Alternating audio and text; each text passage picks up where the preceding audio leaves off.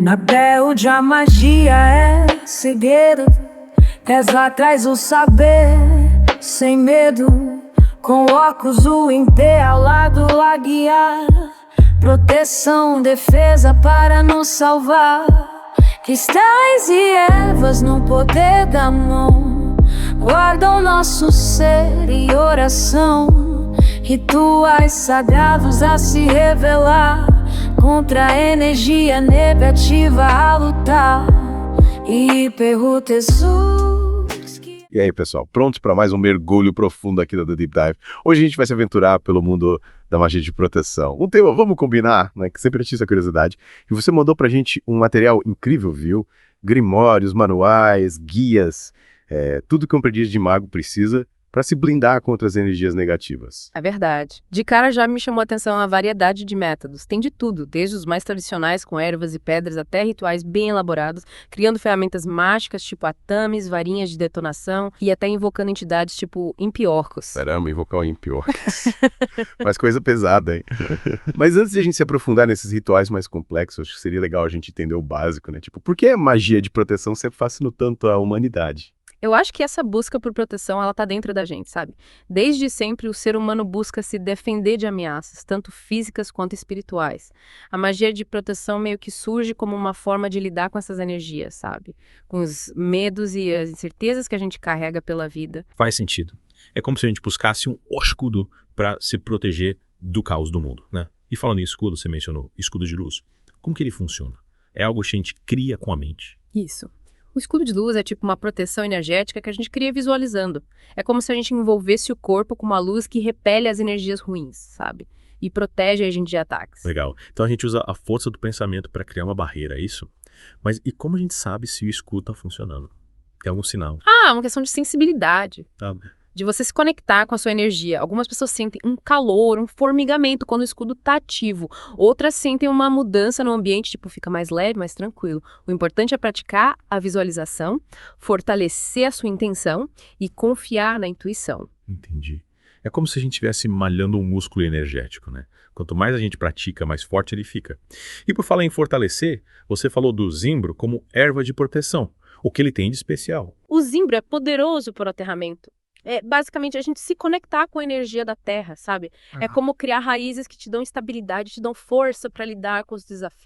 Então o aterramento não é só pisar na grama descalço, tem toda uma dimensão energética. Total. A gente vive num mundo corrido, cheio de informação, e isso pode nos desconectar da nossa própria energia, sabe? Deixando a gente mais vulnerável. O aterramento ajuda a gente a se reconectar, a equilibrar a energia, a fortalecer a aura. Nossa, faz todo sentido, é tipo recarregar as baterias, né? E por falar em recarregar as baterias, vamos dar uma olhada nos grimórios. Tenho certeza que estão cheios de dicas de proteção. O que mais te chamou a atenção? Agora é o lado mais agressivo da magia. O lado de ataque. Sim, nós somos ao mesmo tempo vítimas e culpados, pois o conflito sempre tem dois lados. Então, quando precisamos nos defender, nos defendemos. Mas quando precisamos atacar, não perdoamos. Aqui no Hora da Magia do Caos. Olha, me impressionou a riqueza de detalhes sobre como fazer amuletos e talismãs. Usando ervas, pedras, cores, símbolos. Tudo com um propósito. Me lembro de ter lido sobre a garrafa da bruxa. Parece bem tradicional, né? Sabe como funciona? A garrafa da bruxa é um amuleto de proteção antigo para afastar energias ruins e proteger a casa. Basicamente, é uma garrafa de vidro com objetos pontiagudos dentro, tipo pregos, alfinetes, cacos de vidro, ervas de proteção tipo arruda, alecrim e às vezes até fluidos corporais, tipo urina ou sangue. Uau, parece intenso. Qual a lógica por trás disso? Por que esses objetos pontiagudos? A ideia é que esses objetos meio que prendem as energias negativas e impedem elas de entrar na casa ou atingir a pessoa que a garrafa protege.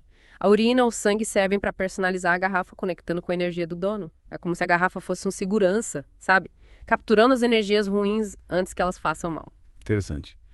E como saber qual o amuleto ou talismã ideal para cada situação? É intuição ou tem regras? Acho que a intuição é fundamental na magia. Os grimórios dão as ferramentas, mas é a nossa sensibilidade que guia a gente na hora de escolher os elementos, de combinar as energias.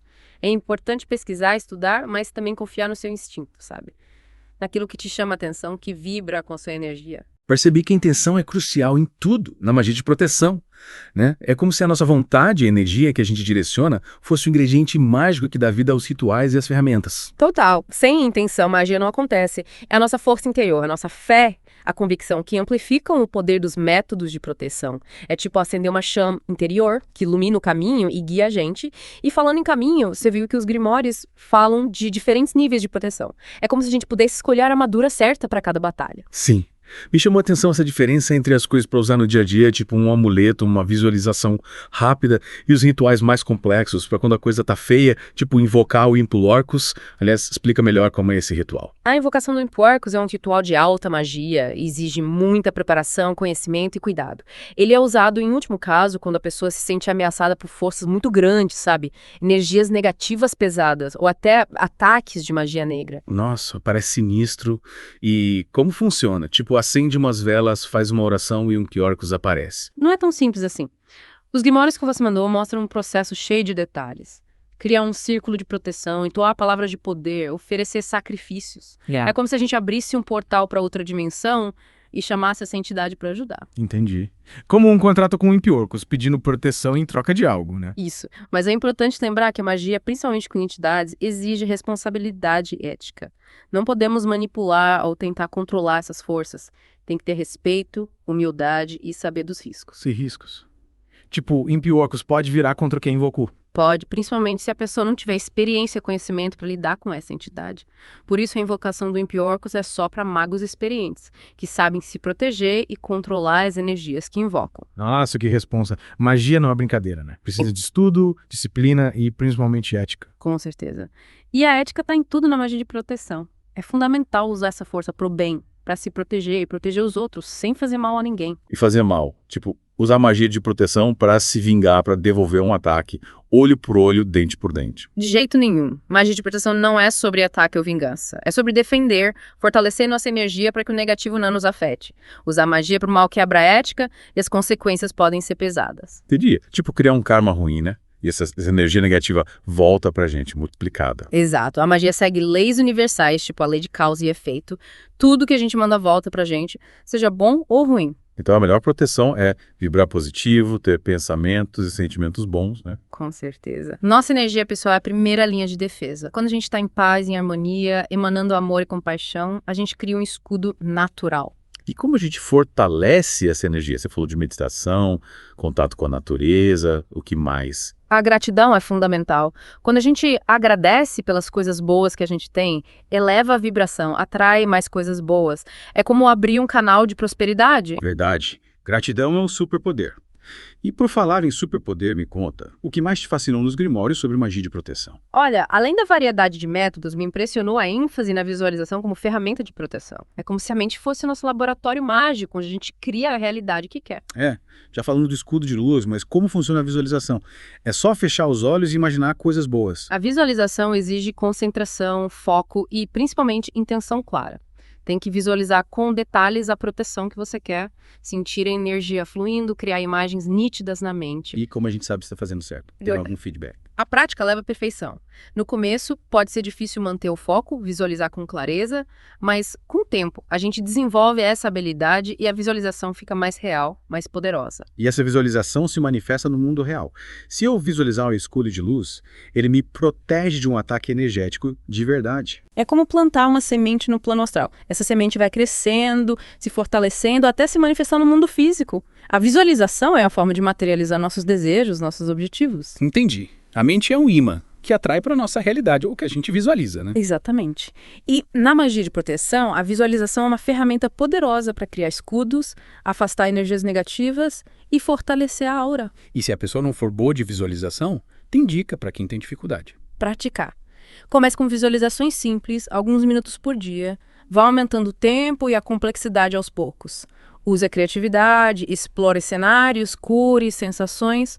E o mais importante, acredite no poder da sua mente. Adorei as dicas. Visualização é uma ferramenta poderosa para tudo na vida, né? Não só para magia. Com certeza. É treinar a mente, fortalecer o foco, a capacidade de realizar nossos sonhos. Então, pessoal, hoje eu gostaria de começar a abordar um assunto que muitas pessoas me procuram, cursos de magia. Não é um passe de mágica, não existe pilim-pim-pim, filme é ficção, não é realidade, magia é outra coisa, tá? Não se luta com Harry Potter, não se luta com Senhor dos Anéis, aquele monte de arte, nada mais é do que arte. A arte pode espelhar um pouco da realidade, um pouco, nunca inteira. A verdade é o que você vive, não é a verdade que criam para você. Então, dentro dessa perspectiva, a melhor forma e mais fácil de você começar a praticar magia, que eu posso indicar, é o curso Magia Prática de Sigilos. É um livro bem completo, tem várias alternativas, e depois que você acessou esse livro, estudou e praticou, aí as chances de você começar a praticar magia são muito maiores e efetivas, que é o mais importante. Então, por favor, quando você se indagar, como é que eu posso começar a fazer magia? Começa com o curso Magia de Sigilos. É muito simples e fácil.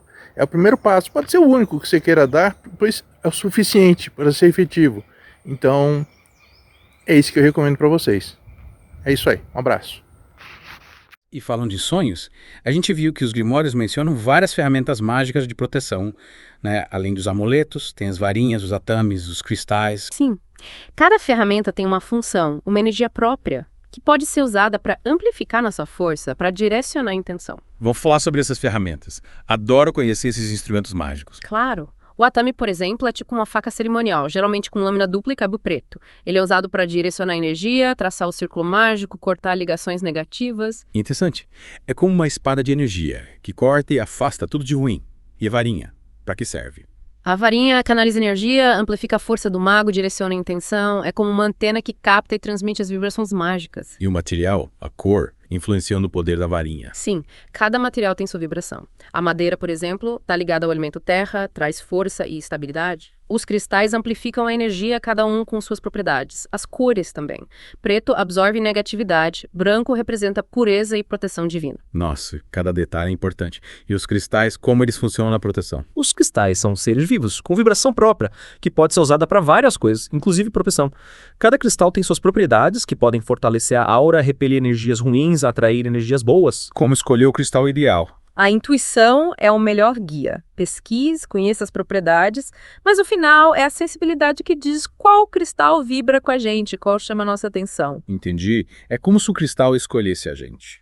E como usar os cristais? Na meditação, no bolso, como joia, no ambiente, as possibilidades são infinitas. Um mundo de possibilidades. E já que exploramos tanta coisa, ainda tem uma pergunta. Se a magia de proteção é tão poderosa, por que tem tanta gente sofrendo com ataques energéticos e energias negativas? Boa pergunta. A magia das ferramentas ensina os métodos, mas a responsabilidade é nossa. Temos que aplicar o conhecimento, praticar as técnicas, fortalecer nossa energia. Magia não é solução mágica, é um caminho de autoconhecimento, empoderamento, conexão com a força interior. E por falar em força interior, lembra que no começo a gente falou do equilíbrio energético. É como se a magia de proteção não fosse só afastar o ruim, mas também cultivar o bom, né? Sim, total. É como construir uma fortaleza. Precisa de muros altos e fortes para proteger, mas também um jardim bonito lá dentro para nutrir a alma. Boa. E nesse jardim a gente planta gratidão, amor, compaixão, alegria.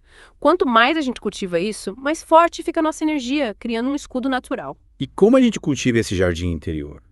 Que ferramentas a magia oferece para fortalecer essa vibração positiva? A meditação é poderosa para acalmar a mente, se conectar com a gente mesmo e elevar a vibração. É como uma limpeza energética, sabe? Tirando os pensamentos e sentimentos ruins que bloqueiam. E só meditar já basta para criar esse escudo? Ou precisa de mais alguma coisa? Meditar é um ótimo começo, mas dá para complementar com outras práticas. Yoga, mantras, aromaterapia, contato com a natureza. Por falar em natureza, você mencionou os 4 elementos como fontes de energia, como a gente se conecta com eles para fortalecer a proteção. A terra da força, estabilidade, enraizamento. A gente pode se conectar com ela andando descalço na grama, abraçando uma árvore, cuidando de plantas. A água purifica, limpa, renova. Um banho de mar, cachoeira, ou até um banho relaxante em casa com ervas e óleos essenciais ajuda a tirar a energia energias ruins e renovar a aura. O fogo da coragem, força de vontade, poder pessoal. A gente se conecta com ele acendendo velas, fazendo fogueira, ou vendo nascer e o pôr do sol.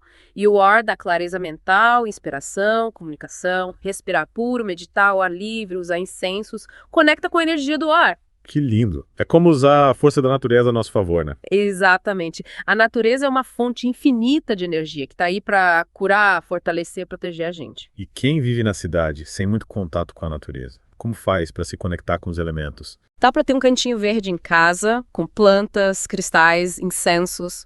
Usar a criatividade para trazer a energia da natureza para o dia a dia. E os cristais, como eles ajudam na proteção? Os cristais são tipo baterias de energia que vibram em frequências específicas. Cada um tem suas propriedades que podem fortalecer a aura, repelir energias ruins, atrair energias boas. E como a gente escolhe o cristal certo para cada situação? A intuição manda. Observe os cristais, sinta a energia, veja o quanto te chama. E como usar? Na meditação, no bolso, como joia, no ambiente. E os amuletos?